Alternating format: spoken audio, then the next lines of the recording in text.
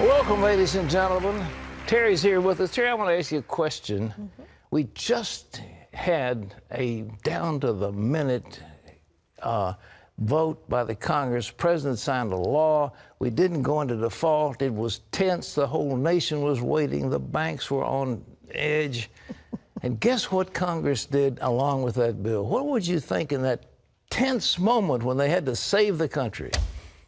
Well, I'm not sure. Just guess. What would Congress do in your wildest nightmare? I don't know. Well, I'll save you the agony. They appropriated $3 billion to build a dam. A dam, for heaven's sakes. In the middle of this crisis, $2.9 billion to fund a dam. And guess, thank you for the graphic. You're taking away my punchline, Mr. Director. Keep your hand off the switch. But you'd think it would go into Nevada, wouldn't you? Who is the senator from Kentucky? Kentucky? Yeah, Kentucky. Wow. Oh, my goodness. Who? You don't know? Please, Rand. Terry. I'm not trying to embarrass you, huh? Rand. No. Rand Paul didn't do it. The guy's in charge of things. The Senate Minority Leader. Oh, my word. Mitch McConnell. So the guys are sitting down, and his office said, we didn't have anything to do with it. It was strictly an appropriations matter. But is it any wonder the Tea Party gets disgusted? Here we are in a debt crisis, and people are saying, don't spend money. $3 billion for a dam. It's astonishing that it would even be attempted, really. Well, not only attempted, but put through, passed, and signed into law because it slipped through where there was no discussion. Unbelievable. I mean, it was kind of like, I mean, I think I like Mitch a lot. He's a great guy. But really. But his office said, we didn't have anything to do with it. I mean, come off it. It was in Kentucky. What other senator was in the negotiating room making that deal? So they said, I'm going to give you a little piece here. This is my piece for me. That's the way they do it, back and forth. And this is why people are so disgusted. Of course they're disgusted, but this thing was slipped through at the last minute and signed into law, and nobody discussed it. It was just put through. $3 billion or $2.9 billion for... Well, here's the good news. We might be going through all of this again down the road, right? Well, I wonder what goodies are going to get in. I wonder what Harry Reid got for Nevada. He must have gotten something in there, but this is the way it works. Is any wonder the Tea Party is disgusted? Here we have a debt crisis, $217 trillion. We're so desperate to have a fix on this thing and to get our spending down. And the Republicans are supposed to be the party of fiscal sanity and probity.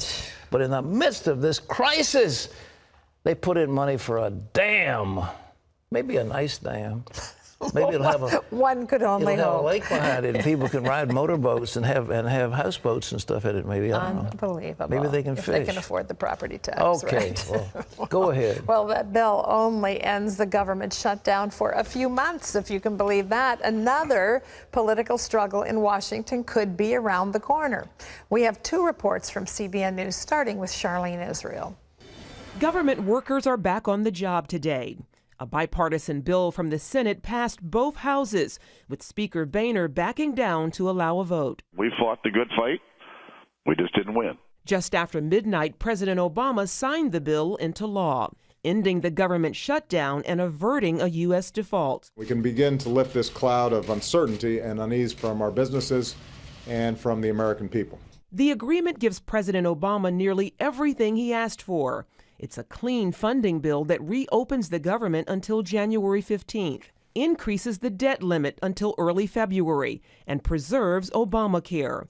But Tea Party Republicans aren't happy, and they're vowing to continue fighting for change in Washington. We saw the House of Representatives take a courageous stand, listening to the American people. That was a remarkable victory, to see the House engage in a profile in courage.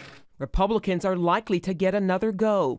CBN News financial editor Drew Parkhill says the short-term congressional deal means the nation will revisit the budget mess again early next year. It means we go through once again, what we've been going through for the last few weeks. They're just kicking the can down the road. They're solving absolutely nothing. CBN's David Brody has more from Washington on the reaction of Republican conservatives and Tea Party members. Up here on Capitol Hill, there are looks of anguish, sorrow, and frustration from any sort of Tea Party congressman, congresswoman, senator, you name it. They are frustrated and, quite frankly, pretty sad about the outcome. Now, we talked to Congresswoman Michelle Bachmann, who says, hey, look, we may have lost the battle, but we're going to win the war.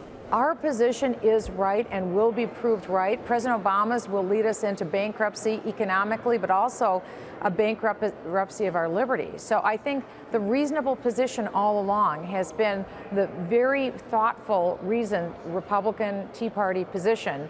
Although President Obama won today, let's face it, his radical agenda won. We are hurtling toward bankruptcy faster than ever, but it isn't because we didn't try.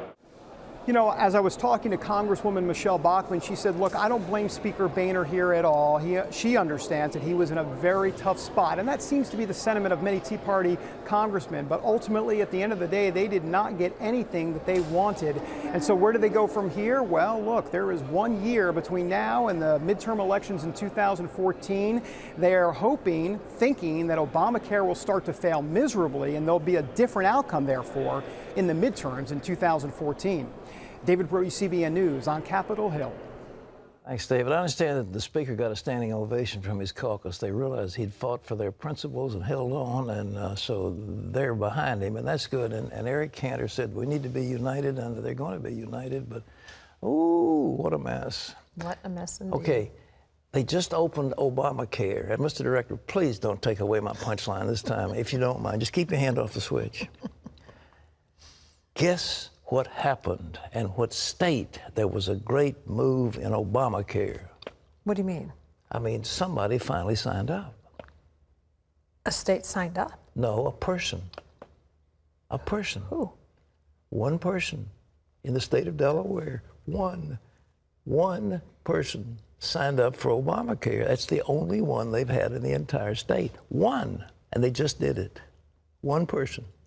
And the whole process. The whole state, the whole process, all the publicity and everything. One person, and they need millions of them. So Obamacare just got started at the beginning of this month, and it's already running into major problems. As I just pointed out to you, that one in Delaware is a major problem. John Jessup has that story.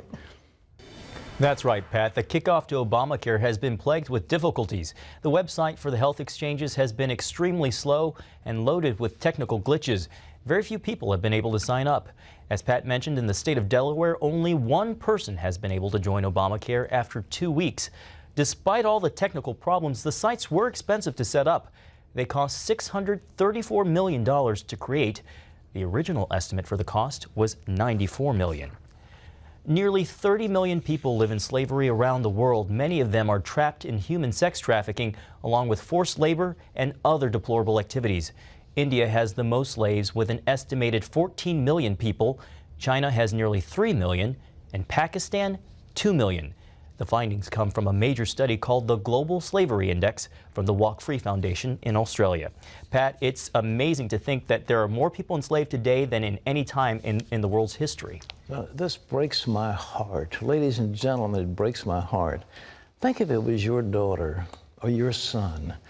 They're 10 or 11 years old.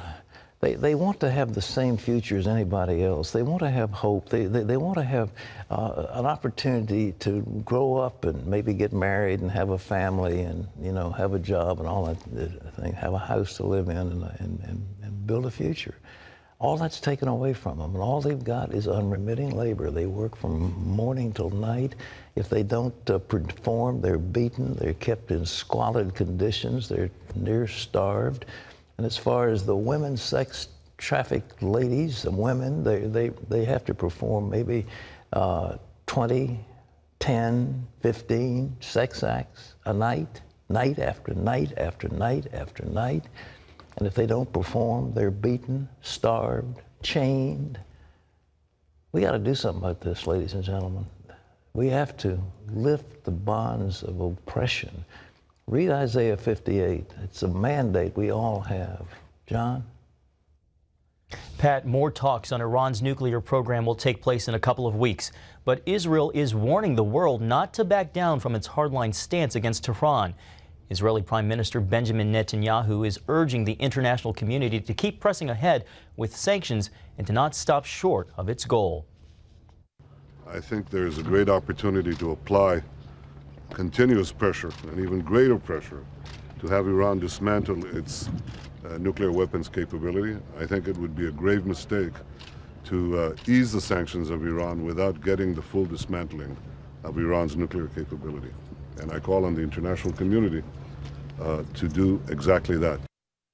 Netanyahu also warned this week in a speech that Israel reserves the right to launch a preemptive strike if necessary. Jewish people are moving to Israel, including some whose ancestors date back to biblical times. The final flights of an operation bringing them to Israel recently landed there. Chris Mitchell has that story. It's one of the world's oldest Jewish communities, reaching back to King Solomon and the Queen of Sheba. Today, we are witnessing history taking place. The historic return of the last remaining remnants of Jewish Ethiopians into our Jewish homeland. 450 immigrants from Ethiopia arrived in Israel courtesy of Operation Dove's Wings. It's the final in a series of organized mass immigrations from that country over the last 3 decades. It's really like closing a circle. 30 years of operation after operation, of wonderful immigration that bring Ethiopian Jews to Israel. Panina Tamano Shata is the first Ethiopian-born woman to become an Israeli Knesset member. She arrived in Israel on Operation Shlomo in 1991. I came in that operation at age 3, and this time I returned to Ethiopia as a Knesset member. I'm very proud of this. Since 1948, the Jewish agency responsible for immigration helped more than 90,000 Ethiopians immigrate to Israel. Karen Hayasod raised much of the funds. One of the basic missions of us as Jews and of the state of Israel is to gather the exiles, the Jewish exiles here in Israel. The first waves of immigration brought Ethiopian Jews known as Beta Israel, who had kept their Jewish religion and tradition for generations. Other Ethiopian Jews, known as Falashmora, adopted Christian practices or assimilated into society. When they wanted to come, Israel had to determine if they were eligible. And there's still a debate. And that's what they are. They're brothers, they're family. For the last 3 years, the Jewish agency ran a community center in Gondar, Ethiopia.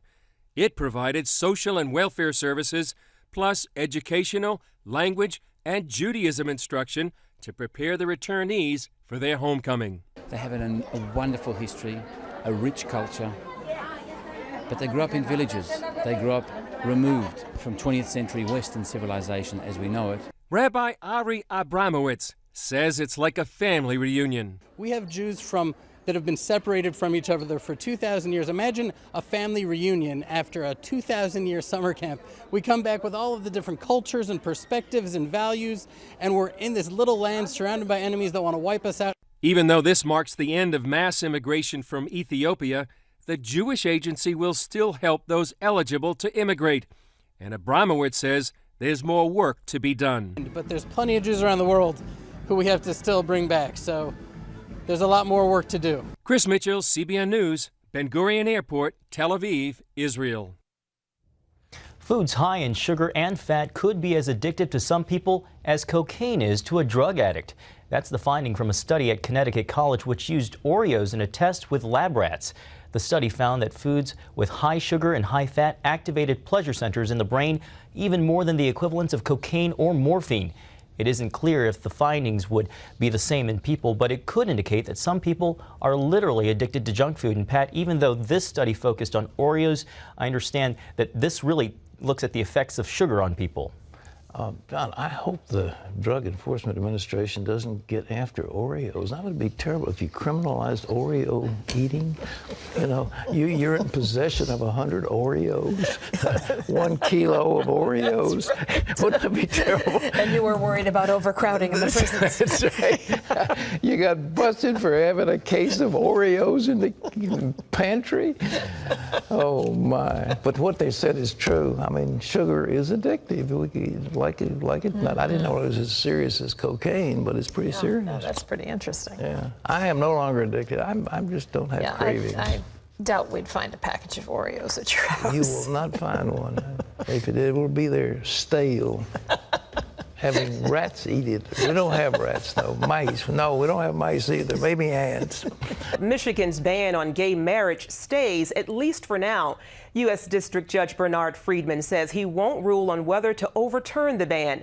Instead, he's sending the case to trial. It centers around a lesbian couple's lawsuit challenging the state's ban on adoption by unmarried couples. The judge says the plaintiffs are entitled to their day in court after the Supreme Court's decision recognizing legally married gay couples. Gay rights activists were disappointed because if the ban had been lifted, same-sex marriage would have immediately become legal in the state. Traditional marriage supporters rallied in support of keeping the ban. The case is set to go to trial February 25th. The Army has issued a correction after a Christian group was labeled as a hate group in a recent Army briefing.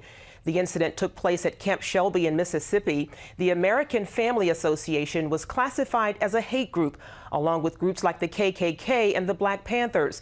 But the Clarion Ledger reports the Army investigated and found out that the soldier conducting the briefing had not done thorough research. An Army spokesman has issued a correction saying the American Family Association should not be labeled a hate group. As CBN News has reported, this all started earlier this year when the liberal Southern Poverty Law Center labeled numerous Christian organizations as hate groups. And you can always get the latest from CBN News by going to our website at cbnnews.com.